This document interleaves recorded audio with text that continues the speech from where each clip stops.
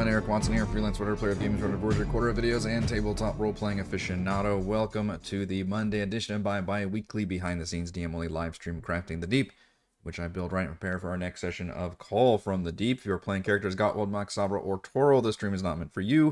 It'll be full of spoilers, which the rest of you are totally okay with. We stream our D&D sessions live on YouTube every Friday. You can join our official Discord server with invite link in the description below. If you would like to support the channel, please check out patreon.com/RogueWatson. For our campaign, we use Roll20, and for streaming, I use OBS Studio. I have survived the first day of the school year in our school district. For the first time in my life, I had to take kids to, first of all, I'd take both kids to a school, and both kids going to a new school.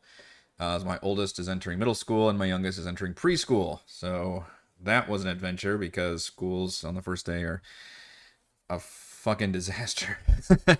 It'll only get easier from here. It'll only get easier from here. I am not a morning person. It may shock you to know that Gamer Eric and late night D&D DM is not a morning person. And it's going to be a struggle, but we're going to get through it. And I'm drinking my coffee so I can get through this crafting stream right now.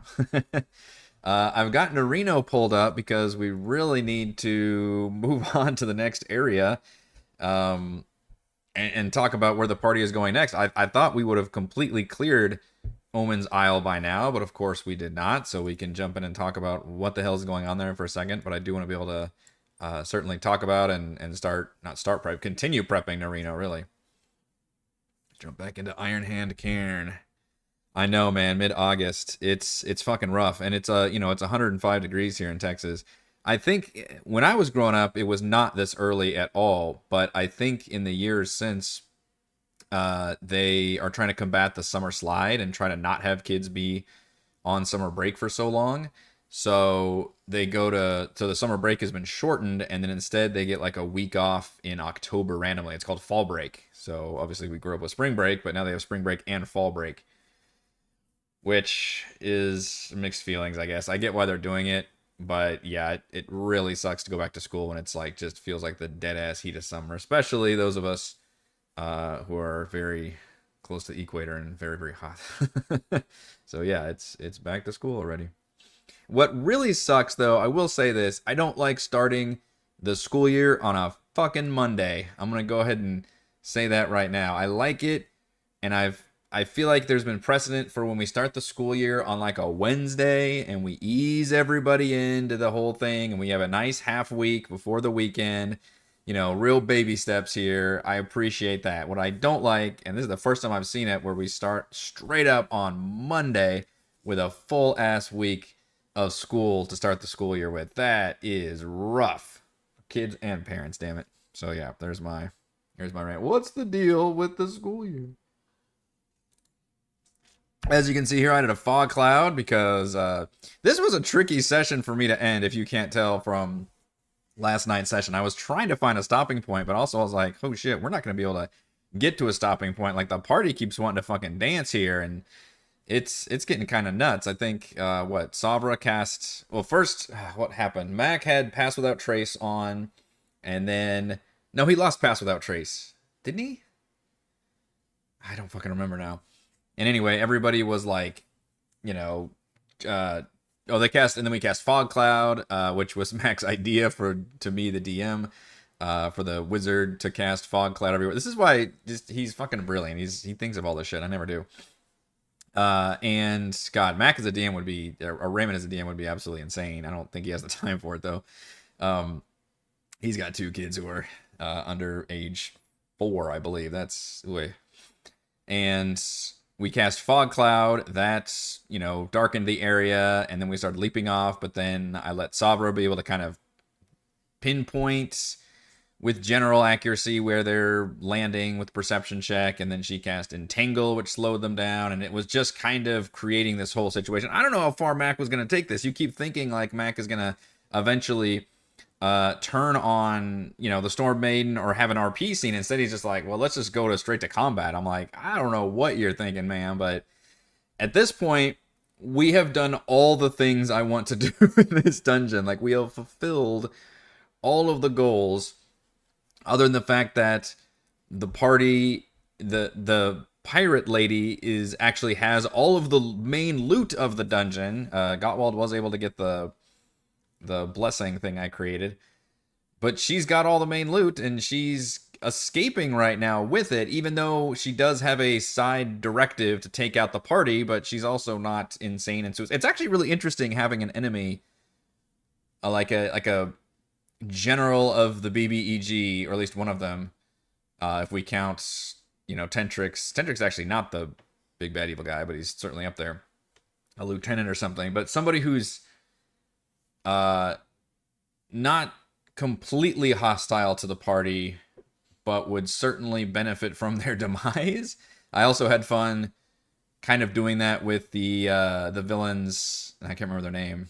The two, the man and a woman from Rime of the Frost Maiden, Ness Lantimir and the other dude, I can't remember. Anyway, but like characters who are definitely villainous, and the party know they're villainous, but then still kind of want to work with them, and maybe they're not like completely, they're just not like hostile and insane, for example. They're not like mustache twirling villains, and instead there's some maybe nuance there or some conversations to be had if that leads to some interesting storytelling. And I think that's the big issue here. This token, by the way, is not meant to be blown up this big. Maybe I can find a better fog cloud because it looks kind of nasty.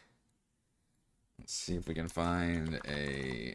Maybe I should look up a token or everything. Yeah, that's the one from my library. I guess I don't know where I made this from. Fog cloud. Do I have a fog cloud somewhere? I was going to make a fog cloud and an Entanglement. Usually I wouldn't bother doing this, but like, I don't know, we're going really hard on this like situation, so maybe I should create some spell effects for it, because all of these spell effects suddenly really matter. Let's see. I have a storm burst. I have a web. None of those are actually generic fog clouds though, huh? Spell assets. Okay, that's a fog cloud without the... Problem is I actually like it when it has the ring around it, because that's what mechanically matters. It does look very foggy, though. Very foggy. Let's see. Let's move you. Oh, it's so foggy. See, I gotta make it even bigger than that, I think. How big is that fog?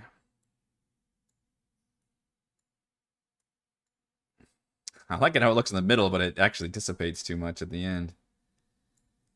There we go. It's so big. It's so big. That's probably too much fog cloud. I don't actually know how big that spell's supposed to be. Alright, so we take that, we put it in the back. Or we don't. We put it in the front and make everybody deal with it. Although, I can't actually operate the tokens if I put it in the front like that, but it does look cool. I think Mac is trying to get to the ship. Well, fuck me, because I don't have her ship planned. Damn it. Oh my goodness. Am I gonna have to... Do I need to prep a ship map? Is that what's gonna have to happen here? Try giving it an aura. That's interesting.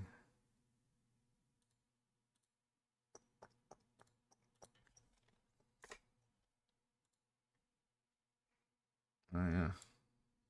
That's a good fucking idea. It's that little Wait, it does weird things to this part of the map, doesn't it? I don't know why it's doing that. Make that aura a little darker. I guess I could prep a Shek. I am not prepared at all. I was just planning on getting rid of this, defeating these guys. But yeah, I guess they would have a ship somewhere. I didn't even think about that. Dumbass.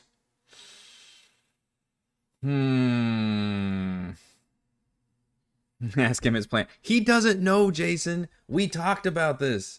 We chat. I don't know if y'all notice because our chat channel is visible in the disc. Actually, I don't know if you guys can see that whenever we're in the chat channel or not.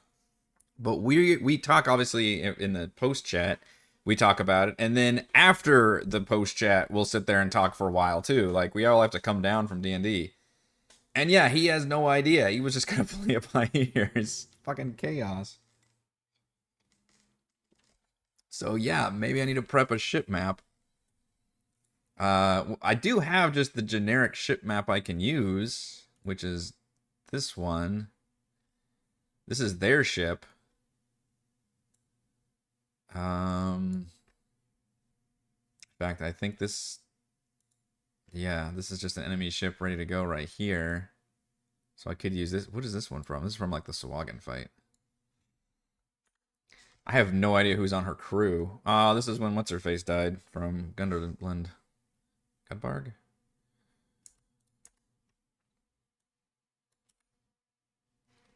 They're random crewmates. Which they've now got Borgus. They got a couple different people on their side.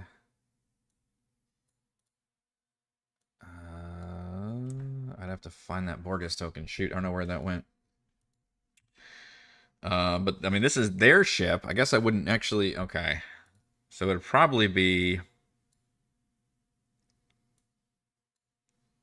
I need to prep her ship, maybe? I don't know. I'm so out of my element now. I don't know what's gonna happen. I mean, we're gonna have a confrontation right here, right? We have to have a confrontation. I feel like that's going to happen, but maybe. Oops, that's the wrong map. Maybe Mac does something. The Stormbane's like, yeah, we're gonna just pull back. I mean, it feels kind of weird for a villain to like retreat, but they did just win a big boss battle.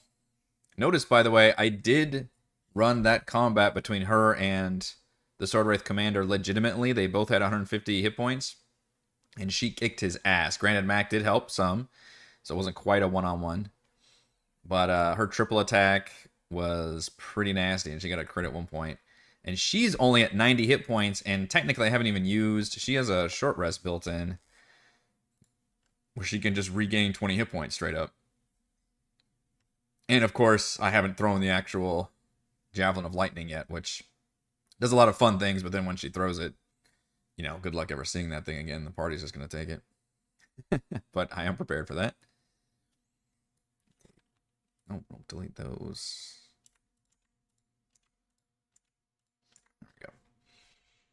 So, I mean, there's a chance that Mac could distract the party long enough to Stormbane to retreat, but I feel like if she's in fight or flight mode, that's true. That's actually a good point, James. Thank you for sticking up for Mac. I did actually attack Mac a lot, which I mainly did that just so it would have some consequence, right? Because I don't know, it just felt good to rough him up a little bit. And yeah, he did absorb a lot of attacks. That was the nastiest attack too, and that ended up hitting a lot of times. So you're right, he did. So I mean, they're kind of, you know, allied together at this point. Which, by the way, shout out to Demnix for a fucking hilarious meme, which will now, you know, be forever immortalized in my meme folder, fan art folder. Amazing, of Mac and the Stormbane together. I don't know where it's going, but she's not like crazy zealous and trying to kill them. She's like, you know, and I proved to Mac like she kind of cares about her crew and all that. She just, you know, works for a bad guy. Now, obviously, the party may try to turn her against Tentrix, and I am willing to hear that, because I think that would be pretty interesting and would be pretty shocking for me to set up what would be a fairly straightforward battle with an enemy, and all of a sudden it's like, no, let's just talk it out. Like, wait, what? That's a little different. Especially, and this will be the key, do they let her keep those magic items that she earned with an asterisk, with her and Mac, I guess, earned them? That will be very interesting. If they do, then I think she would be quite willing to agree to everybody, like, truce. You know, we walk away, you walk away, and maybe even she tells Tentrix, like, yeah, I killed them. You know, and are you gonna have to give me proof, I guess, of that or something? I can also even go as far as to give the players the thing that they don't even know that they want, which is a special compass that points the way to Tentrix's lair. They already know it's in the Nelanther Isles, but they don't know it's going to be a pain in the ass to get to, basically. And that would that's just kind of a reward, I was thinking, for any one of the captains that they defeat. However, she might not want to part with such an item because that lets her find Tentrix as well, because Tentrix, goes around. And I think they would end up getting it either through the body of Dirge in Nerino or defeating Desecratus on the high seas. So I'm probably not going to do that. If they defeat her, then they'll get it. I just want a regular Entangle spell. It's not animated. It's not crazy. Am I asking for too much? I mean, that'll be fine. Tangle's at 20 foot. So it's like that, right? I don't know why the Storm Maiden token always bugs out to the dump. Actually, looks kind of cool. The bad thing is if I send it to the back. Actually, that looks fine. Okay. I was thinking then the fog cloud would overlap it, but the fogginess is not that foggy. It's just really foggy in the middle. It'd be really cool if they got her to fight Tentrix. Whoa! I was just thinking they would get her enough to like stand down and quit the Black Armada, but to actually turn her against Tentrix and be like, ooh, that could be really interesting. Yeah, so maybe we'll just have a fucking RP scene here. Which, like I said, I'm willing to do and I think could be really interesting. But I think a big part of that is, do you actually let her keep these magic items? Which they're pretty good. We custom built them and like I put some time into them. It would be kind of a bummer not to give them. I mean, and they're both kind of built for Gottwald, honestly, because he's just the big fighter of the group. I guess anybody could use the folding boat. Although we did end up with the blessing also, so I really need to start sharing the love when it comes to magic items with some other folks. There should be a lot of magic wands, which technically anybody can use, but Savra would probably be interested in Nerino. And I also want to put in some kind of like underwater harpoon gun, ranged weapon thing that Matt can use also in Nerino, because I believe there is one already there. It's just a crossbow or something, but I was going to flavor it and may have it, include some magical effects or cool things in there. So the party can use that. We could always have this cloaker come back, I guess, if we really felt like, oh, this scene is going too long. We need this thing to come out and attack.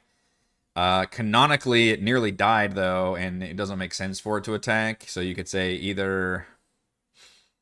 And I don't think the party has had even a long rest since it attacked, actually, because they marched in here. Yeah, Mac met them, and then they went south and had that battle, and they didn't have a time to short rest after, so they came right out, which is Mac sitting at 8 hit points, by the way. So if I'm following the rules of everything, the Cloaker's sitting right now at 16 out of 78 hit points.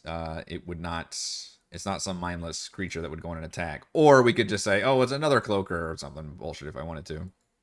But I'm tempted to keep it just kind of a social scene. I just feel like we've done a lot in Omen's Isle, and I mean, if we need to do a whole big like ship thing, then I can use that map and throw a bunch of... I'd probably just, copy and paste a bunch of spies and berserker stat blocks on there some more. I don't see the reason to get more complicated than that and use it from there. But I think this should just be an RP scene. But if somebody wants to throw down or something, and Savra, yes, she did, sense them and throw a spell down, but I think she actually showed a shocking amount of restraint by not throwing one of her many AoE destructive spells in the area. Now, granted, she doesn't know that's not Mac. Maybe that's meta gaming, maybe that's not. But the fact that she cast Entangle and not like Shatter or something says, okay, now we've got a chance to negotiate right now without, just throwing down with a fight. So I am obviously fully prepared for a fight because that's what I thought this was going to be. But we could also do a role-playing scene when she's got all 3 magic items from that tomb down there. The party did not have to fight that boss fight. They could skip it. And they may not even fight this one, which is kind of nuts. And then we got to think about, I guess, when I'm going to let them long rest again. I know Chris was already bitching about that. And it does get tricky when they're traveling around. So Chris is basically, or Gottwald is out of hit dice already. God, that fucking giant fight that Mac pieced out on was real painful for the poor party. Savra, let's look at her spell slots. Still has quite a few spell slots, actually. Jeez. I guess because that one casting of Sickening Radiance did so much work in the last battle. She's got 2 first levels, all 3 second levels, 2 third levels, 1... Is this the remaining? Yeah, remaining. 1 fourth level and 1 fifth level spell slot. So that's fucking plenty. Obviously, Toro still's got all his stuff. Max hurting real bad, too. Although he hasn't used any hit dice, I believe, right? No, because they didn't long rest after that one fight. Where? Okay, yeah, he's got half his hit dice left. And he's only pretty much got first level spells left. So if they don't have this fight, they'll be okay, I think. Gottwald is mainly going to be the one that's screwed. He just doesn't have a whole lot of hit points available for Norino when that comes up. I would let him, and we talked about this before, let him make those saves to try and get out of this cursed deformity that he's got, depending on how many in-game days lapse, since we're not doing our formal long resting rules. But yeah, both of the frontline... Is Mac considered frontline? I don't know. Rangers are awkward. They're built like frontline, but they can also just be ranged attackers.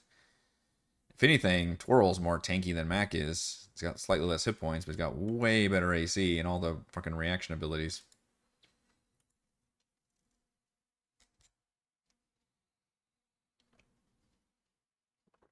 Access to a bed, safety, and cooked prepared meal on a ship given a long rest. I know.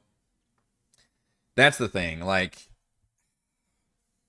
and I heard Chris's argument, and it does get tricky because we have, hey, you don't get to automatically long rest when you're traveling, but they're not usually traveling on a fucking ship, which is generally, yeah, a safe place. So if after this I decide, okay, you know, we've done the 3 sessions or whatever, 2.5 sessions. Let's see, what has it been? They did the bar fight. Then they did the Fomorian fight outside. And then they went in and did this kind of dungeon. So it'll end up being a little over 3 sessions. So yeah, we could just have them long rest after this, I guess. It wouldn't be the end of the world. And then they'll be totally fresh for Norino.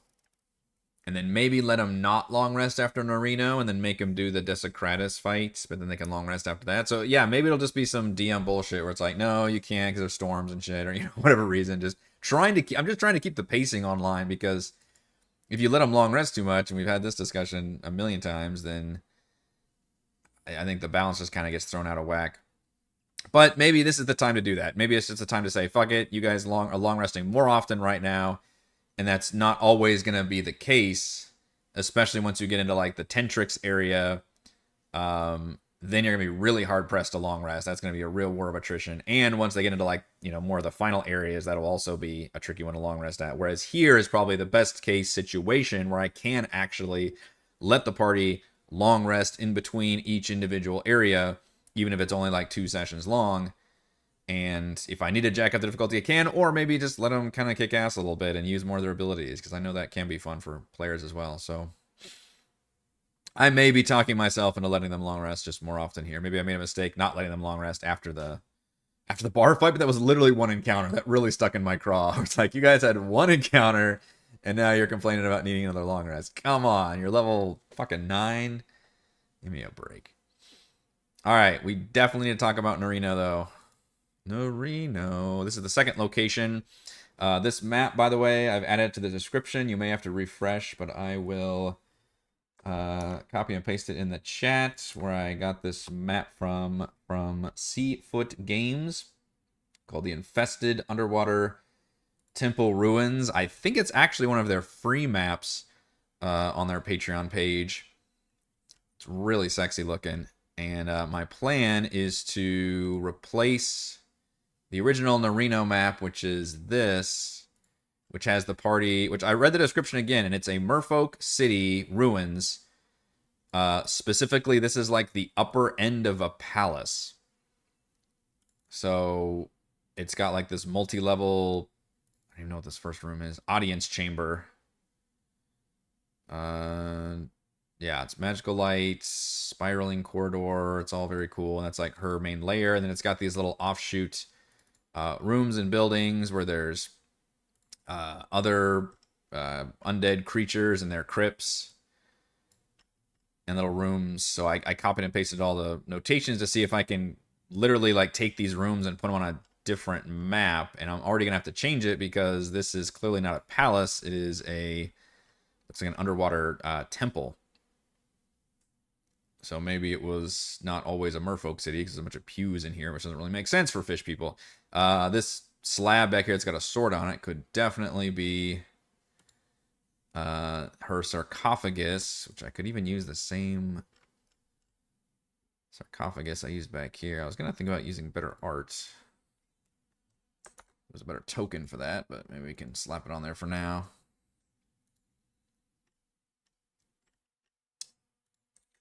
There we go. Sarcophagus. Done. So this way, instead of meeting the vampire lady first, which I think I may just make her a merfolk vampire because I think that's pretty cool. She is properly at the back of the dungeon, which is a giant, mega huge boss room. She's still got her underwater gargoyle things, which I think we agreed would be cool if they were like coral gargoyles or something interesting. Definitely a fan of just reflavoring existing stat blocks and just like reskinning them as something else. Which leaves us all these other rooms that we can try and figure out what we're doing here. Because I am changing this. I'm keeping the idea that Nerino is a vampire layer and the vampire is not necessarily hostile out of the gate. In fact, it says that she's pretty gracious. She's a gracious host, I believe. The vampire introduces herself to the characters and asks why they have visited her. She's a gracious host, though the habit of invading people's personal space and never seems to blink. My Ling prefers not to create vampire spawn, but might do so if one of the characters takes her fancy. And what I'm changing is that one of the pirate captain lords was sent here, same thing as the Stormmaid, basically, to loot this area. However, the Sahuagin Baron had no idea this area had been taken over, or maybe as always has been, right? Maybe that's what happened to the merfolk here. It's like there was a vampire, and she killed them all, and then took over as a lair. And his people came in to loot the place, and she came in, and they ended up having to fight, and she ended up kicking some ass and possibly turning some... I'll probably delete the part about not wanting to create vampire spawn, and maybe she made a few. Or we can just use, like, maybe ghosts or something. So basically it's going to be an underwater, haunted, undead dungeon. And I like the idea of the players fighting some of the monsters first before they even have any context about what's going on. They, like, learn from environmental storytelling. It's like, okay, like, what went down here?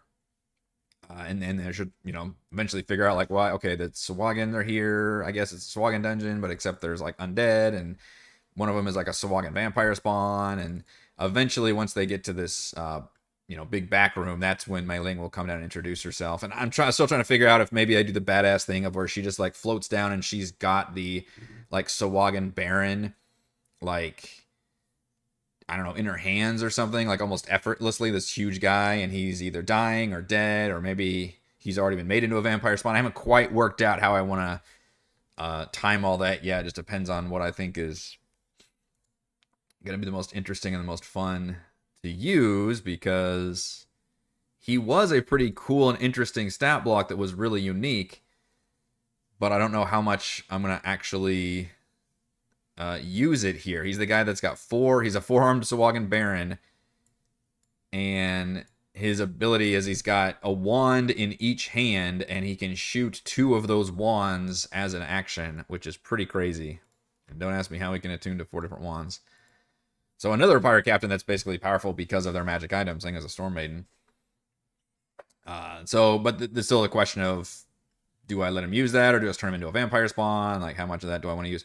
Or do I want to even make him still alive, and then she's like irritated that like, oh yeah, they hold themselves up somewhere and I can't quite get to them yet, or something to that effect. And then maybe that's more interesting. Maybe she gives the party a quest, basically, like, yeah, can you go take him out for me, and then we'll talk or something. That could be interesting. I don't know if this map lends itself to doing that, unless I move her up or something. Because I don't know where he would be sequestered in. I guess I could always create another like little cave map where this guy's in with like some of his Sahuagin buddies. If I still wanted the party to be able to fight him legitimately, I guess. Or just have it be that there's no real boss fight and just Mei Ling comes down and talks to the party, and hopefully we can create a cool like tense atmosphere where the party may not know how actual like super strong he is. You know, with how dark it is in the deep sea and vampires not needing to breathe, you'd think the ocean floor would be full of vampires. It's an interesting take. That sounds like a cool idea for like a low budget sci-fi series too. Vampires of the Deep or something. It's like, yeah, of course the deep ocean is full of vampires. It's cold and dark. Light never penetrates down here. But also, like, not everybody likes seafood. You know, they'd have to... I don't know how much blood there is down there, for example. A lot of vampires may not like the water. I don't know what the rules are in terms of crossing running water. I guess the ocean doesn't count as running water.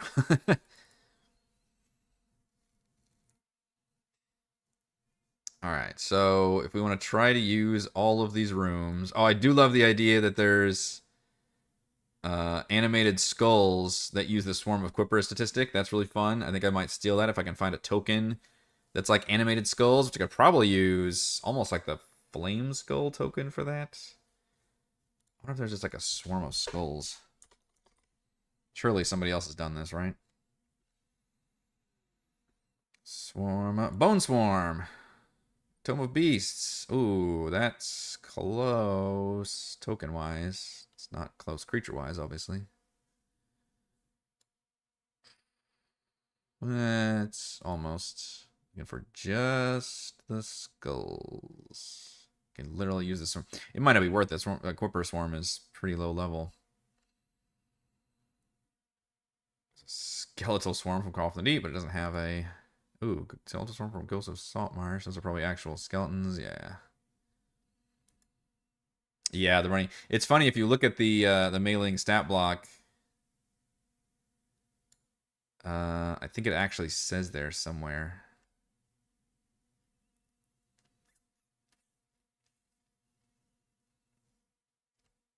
Water acclimation. The natural currents of the ocean don't count as running water for any of Mei Ling's features. So, shout out to JVC Perry for making a note that like, oh wait, if I want an underwater vampire, I gotta have perhaps a note about that. I was thinking I may, you know, the storyline is that she was just randomly dropped off here, and she just made this place her lair. I'm almost thinking about just making her a merfolk vampire, and so she's fully acclimated, and she already has the, you know, the swimming speed and all that stuff. That just seems a little more interesting to me than the fact that there's a random vampire that decided to move in underwater. Keep the gargoyles up there, though I don't think she needs much help. Secret corridor, which is originally to get to the other rooms, right? The door is warded with a symbol spell with the hopelessness effect. I don't know what any of that is. Symbol is a 7th level abjuration spell. Good lord. Consumes 1,000 gold pieces worth of powdered crap. Powdered gems. Okay. This is something that DMs cast and not players. Inscribe a harmful glyph on a surface. Glyph is nearly invisible. You decide what triggers the glyph when you cast the spell. My god, you know what? DMs love it when you have spells that are several paragraphs long. Choose one of the options below for its effect. Death. Each target must make a con saving throw, taking 10d10 necrotic damage on a failed save, or half as much on a successful save. Discord. Shout out to Discord. On a failed save, a target bickers and argues with other creatures for 1 minute. What? Is incapable of meaningful communication, is disadvantaged on attack rolls and ability checks. Okay, you just create an argument. Death on one hand, 10d10 necrotic damage, or just make people argue for a minute. Those are big options. Fear is the frightened effect. Hopelessness. On a failed save, the target is overwhelmed with despair for 1 minute. During this time, it can't attack or target any creature with harmful abilities, spells, or other magical effects. That's a really unique debuff. Man, I need to look at this spell for when I'm trying to come up with like traps and stuff. Overwhelmed with despair, can't attack or target any creature with harmful abilities, spells, or other magical effects. But you still let players like cast buffs or healing spells. That's an interesting effect. I've never seen that before. Insanity. Insane creatures can't take actions, can't understand what their creatures say, can't read and speaks only in gibberish. The DM controls its movement, which is erratic. Pain, becomes incapacitated with excruciating pain. Sleep, fall unconscious for 10 minutes. Or stunning. Wisdom saving becomes stunned. All the different kinds of ways to stop people in their tracks. Or deal 10d10 necrotic damage. Okay. Hopelessness effect. So the hopelessness doesn't really matter if you're not like going to be immediately in combat, though. Sets off an alarm spell in Mei Ling's mind. I mean, whatever. You could just say that she's alerted whenever somebody opens that door. Alright, the crypts. Corridor has 4 doors leading south, the 3 alcoves north wall. Each alcove contains a bas-relief of a regal merfolk wearing a wealth of jewelry. Okay, so this is a temple map we're using, so maybe we can still have it be that there's people buried here like there are in temples, notable people. So we could still do crypts. I like the idea of keeping Mei Ling's maybe up here, though. Why does Perry use DC 20 and DC 30? How? That's nuts. Of course, I have played a lot of D&D, and granted, the players are capable of making some pretty high checks if they're good at the thing. But, jeez. DC 15 strength check, shield and missile catching, a +1 spear at the guardian property. Stone sarcophagus has a crystal ball of mind reading. Touching it, you can cast the scrying spell. Use an action to cast detect thoughts. You don't need to concentrate on detect thoughts to maintain it during its duration, but it ends if scrying ends. It's a legendary, requires attunement. That's kind of a dangerous thing to give to parties also. Just instantly find somebody on the same plane as you. Yeah, that's a little much. Barry does go a little overboard when it comes to all the magic items he throw at players. And this person has this sarcophagus has a staff of withering and a circlet of blasting. My goodness. Just a fucking show. It's like playing Diablo or something. Shout out to Circuit of Blasting. I feel like just about every D&D game every campaign I've ever played or DM'd, I've given out a Circle of Blasting at some point. I mean, it's an uncommon item, just a single use of Scorching Ray, which is pretty solid. +5 attack bonus, which is pretty solid. It doesn't really scale necessarily, but it's a helpful range attack for a lot of people. That's a good one to give. Also, I feel like you could easily reflavor this, because Scorching Ray could be reflavored with any elemental spell, and you could keep it be a Circle of Blasting. So when the merfolk, maybe it does cold damage instead or something. It blasts like freezing water, and still does 2d6, just 2d6 cold damage and a fire damage. So that might be something I could do. Still using the Circle of Blasting. Yes, I know. It's everywhere. I'm pretty sure it's been given out in the patron game at some point. I don't know who has it, because it doesn't require attunement. So it wouldn't be in our attunement slot, but I do write down... I've tried to keep up every time somebody has any kind of magic item. What is a Staff of Withering? Staff wield is a magic quarterstaff. On hit, it deals damage to the normal quarterstaff, and you can spend 1 charge to deal an extra 2d10 necrotic damage to the target. In addition, the target must succeed a DC 15 con save or have disadvantage for an hour on any ability check or saving that uses strength or constitution. All right. That's pretty good, but designed for cleric, druid, or warlock, and our warlock already has a signature weapon that he uses, which is basically the tentacle rod built into his own arm because he loves it when I do the body stuff to him. So probably not going to use Staff of Withering. Bond has it. That sounds right. Taking either items causes a wraith to attack the thief with a 60-foot swim speed. A swing wraith. That could be pretty solid. He wants to loot one of the sarcophagi. Maybe put like 3 in a row and players all start getting confident. They start looting everything and then one of them has a wraith pop out of it. I think if you're going to spawn a wraith, though, you probably need to spawn some specters or something, because a single wraith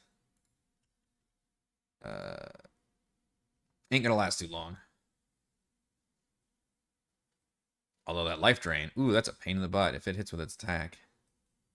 First of all, 21 necrotic damage is painful, and then your hit points are reduced by an amount equal to the damage taken if you fail the DC 14 con save. That's a pain in the butt for if you're early in the dungeon. Look at these. This guy's got a dream list of resistances and immunities, the Wraith. Wraith is resistant to acid, cold, fire, lightning, thunder, bludgeoning, piercing, and slashing from non-magical attacks not made with silvered weapons. What the fuck? And is immune to necrotic and poison. And has all these condition immunities. Shout out to the Wraith.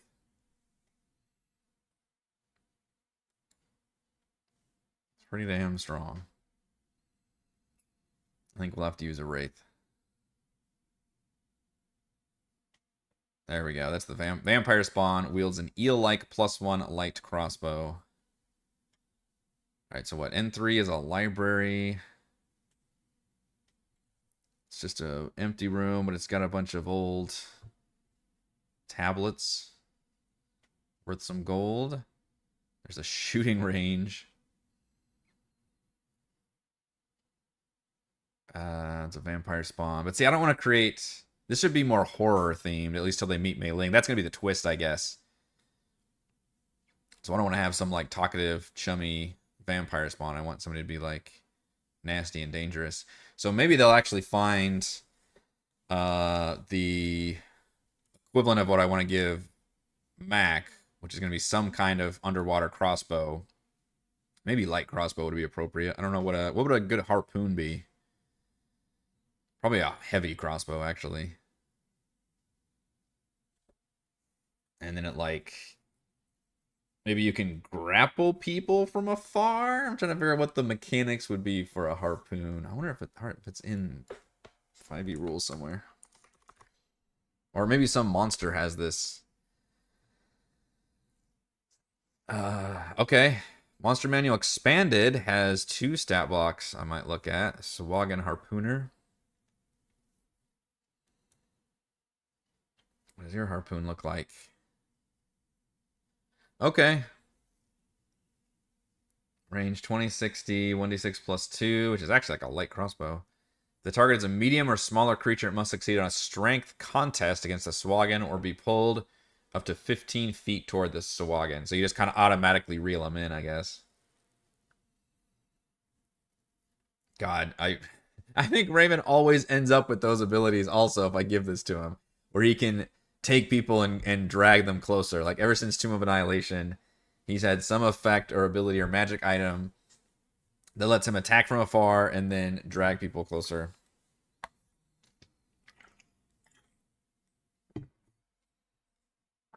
And maybe it obviously would be immune to all the underwater ranged combat penalties.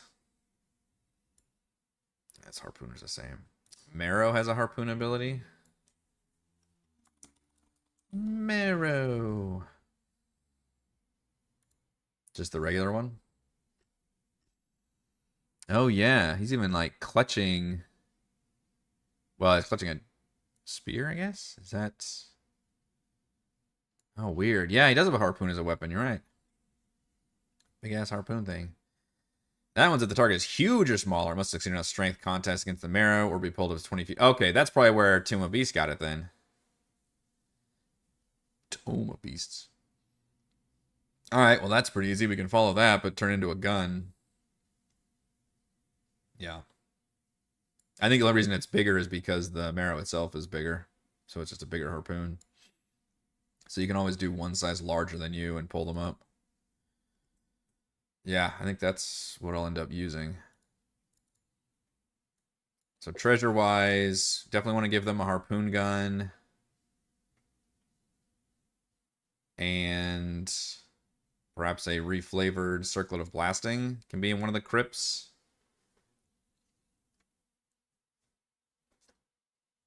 So we need a crypt room.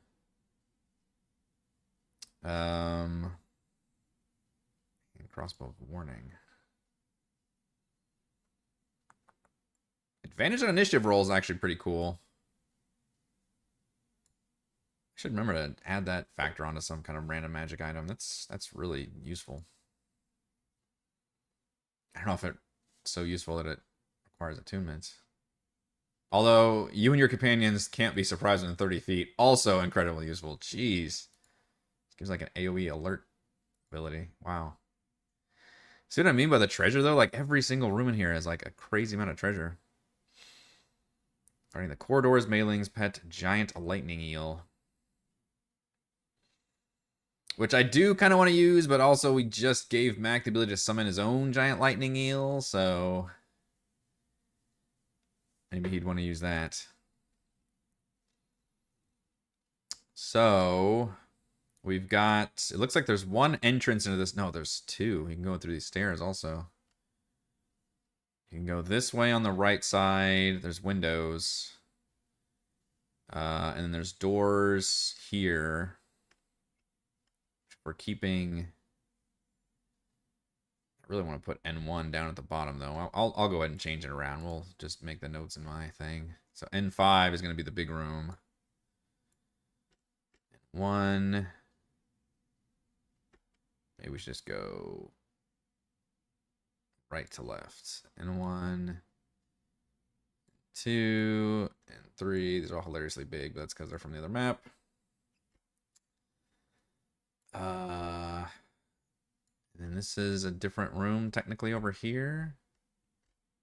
I'm parsing now the map that I'm decided I'm going to use. So N1 can actually has doors that go to both N4 and N5. So I could possibly go straight to the Mailing boss fight there. So maybe I need to have an encounter down here at the lower part of it. Maybe this is where that Sahuagin vampire spawn needs to be. To make sure the party encounters at least one of the clue things.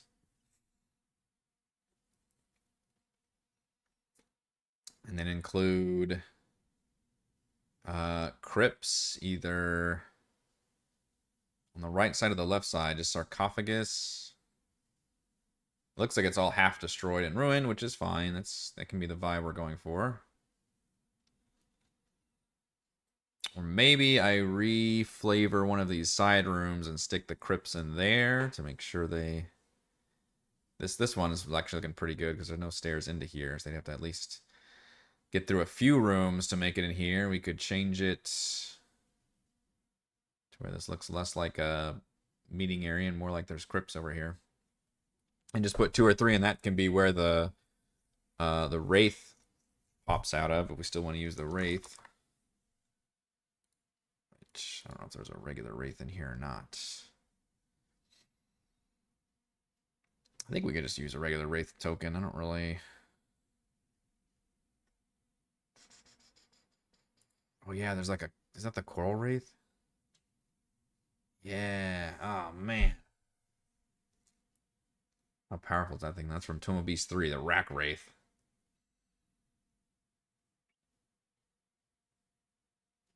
No, it's actually weaker than the regular Wraith, though. It's a CR3.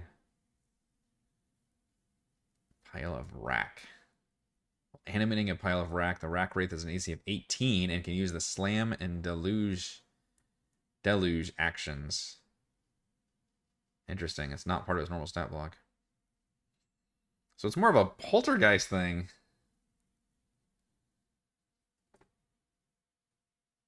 Lurk in rack piles, tangles of seaweed, small animals, and insects. Trash that wash up on the beach.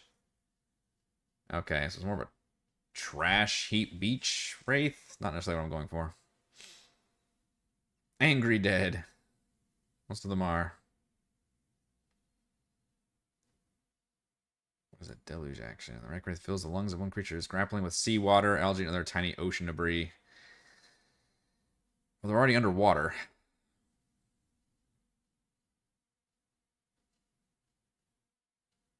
Yeah, I might just keep the regular Wraith. Seems like more fun if you were actually like on a beach.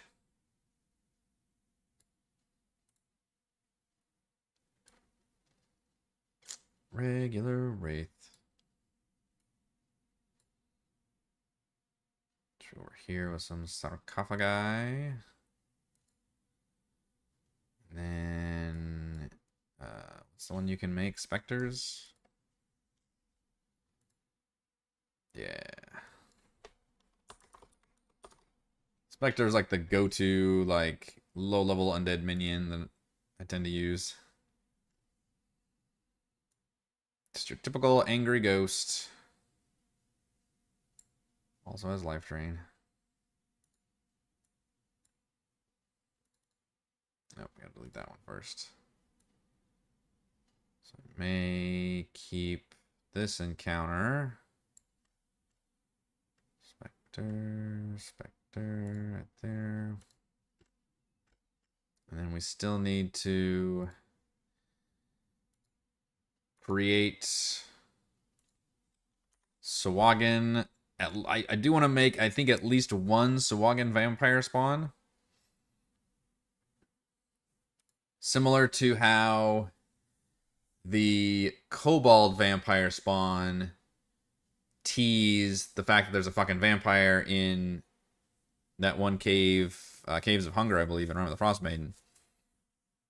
I want to create Sahuagin vampire spawn so the players are like, well, wait a minute, what the hell's going on here? And they'll probably expect, and the thing is, it's probably going to be several twists, because they'll probably expect, like, you know, a Sahuagin vampire is here. But in fact, it was a vampire that just killed Sahuagin and turned them into vampire spawn.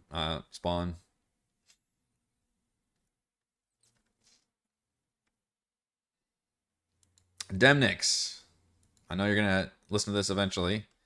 You've been awesome about giving me custom bespoke tokens. Would it be possible to get a Sahuagin vampire spawn token out of you? You can use any of these Sahuagin tokens. This is actually not the official art here. This is, I don't know where Harry got this one from, but the one that you can use, I guess. That's not the official D&D Sahuagin art.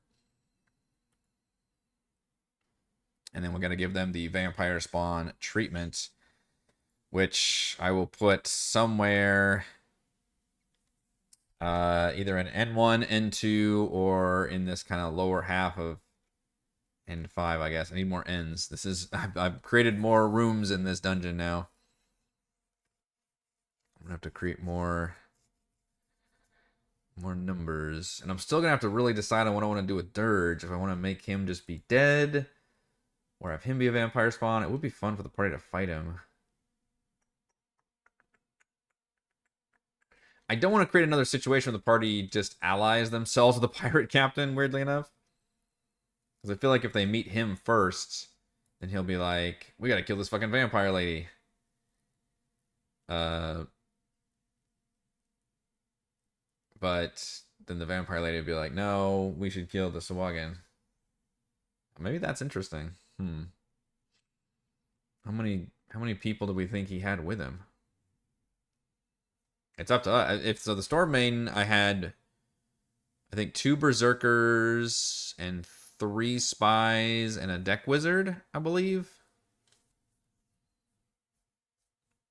And then since she's lost a couple of her crew along the way, So he would have at least probably half a dozen Sahuagin with him. And maybe like a Sahuagin Priestess stat block to where they each have like one decent spellcaster. But the question is, has this guy already run afoul of the Vampire Lady and he's hiding out somewhere?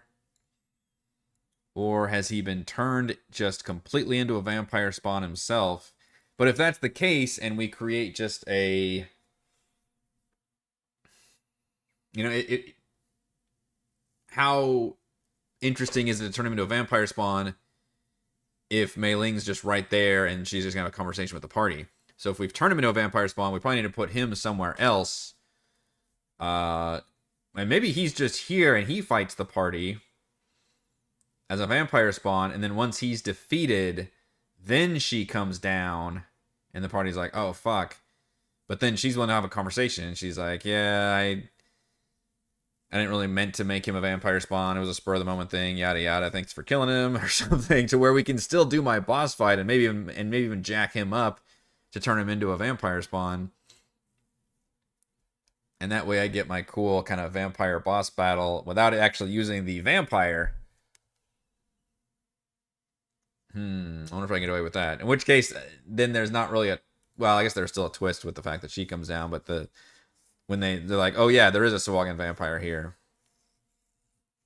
But the twist is that he's also just a vampire spawn. I might be able to pull that one off.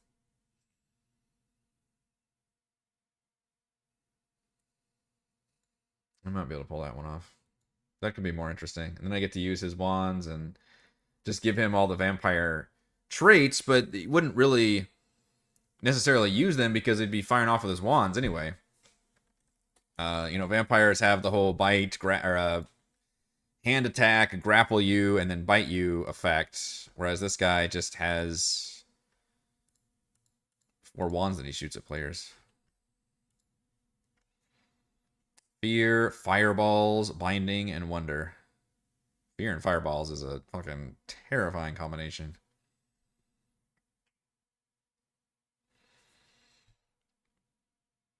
I could, easy fish head, have the Sahuagin vampire fighting when the party arrive. It's a little similar to the situation that they encountered in Omen's Isle, which is they had the Fomorians and the Chul fighting, and the party just ended up fighting everybody, which they could choose to do here.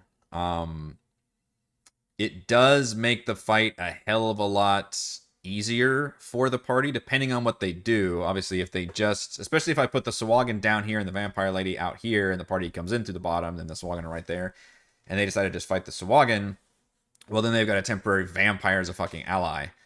So I would really have to ratchet up the Sahuagin threat to make that interesting. And then how much is Dirge fighting the Vampire Lady versus, you know, fighting the party? But yeah, that is a thought for sure. Just turn it into a war zone here. That does mean it's a little tricky to run it more horror if there's literally a battle going on deeper inside the place, because they would be able to hear that, I would imagine. Although there's not a lot of windows into the final place, at least, so they'd have to go in a little bit. And it would be maybe further up here, so I could almost get away with it. But yeah, that's something to think about. I got a lot of thinking to do, because we got to figure this out for, I would imagine this week. I would imagine we're getting to Narino this week, and we're at least plundering some of these rooms. But I am leaning towards... I will say, you know, I've got all these options. I'm leaning towards the one that's at least leaving Dirge able to fight the party. Especially if we don't fight the Storm Maiden, because then I'm really jonesing for a Pirate Lord battle, and we didn't do that one if we don't. So I'm still not sure what's going to happen with that one. So in other words, if we don't fight the Storm Maiden, and then also I narratively kill off Dirge by the Vampire Lady, then the party will have encountered really 3 Pirate Lords and not fought any of them. Although they did technically fight Scummer, but like he retreated after like 1 round, which feels weird, I think. they'll definitely fight Desecratus Profanus. That'll be like a straight up, the most straightforward boss fight where there's just a Pirate Lord coming at you, ship to ship battle, and we do just a big old brawl with an enemy Pirate Lord. But yeah, I'll have to do some thinking this week on it, and we'll talk about more on Thursday. Hopefully, I can actually get my mapping skills together to get dynamic lighting done and all that this week as well, so we can better prepare Narino for then. But for now, that will do it for this Monday edition of Crafting the Deep. If you enjoy the content, as always, please check out patreon.com/Rogue Watson. Shouts to platinum patrons Joe, Will, Thomas, Stan, Brennan, Zensider, Eclectic, Roleplayer, Earl, Christopher, Corey, Big Nut, John F, John L, Tyler, Nathan, Kip Crystal, Counselor, Andrew, Dell, The Reverend, Stephanie, Patrick, Jason, Ismail, Amit, Olympia, Suds, Sharni, Harold, Eudaimonia, LLC, Jamie, Reese, Tom, and Lucius, and Gold Patrons, RPG, Paper Games, Pretty Boy, and Yuma, The Lizard Lounge, Jerome, Nathan, Fazagatorda, Scott, Ruffus, Carolyn, Jerry, Glenn, Marcus, and Mark. Thank you all very much for your support. I will see you for more crafting on Thursday.